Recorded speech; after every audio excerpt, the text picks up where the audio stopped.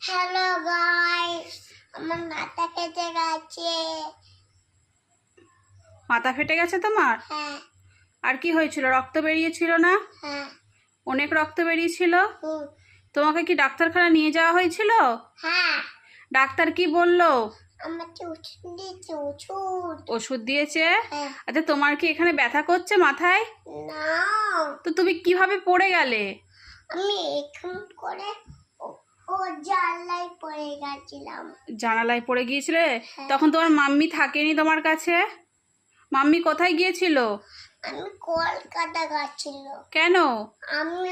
Mummy তুমি মামা বাড়ির কাছে আমাদের নিয়ে যাবনি? আমি মামা বাড়ি যাইনি মা, আমি গিয়েছিলাম ডাক্তারখানায় গিয়েছিলাম।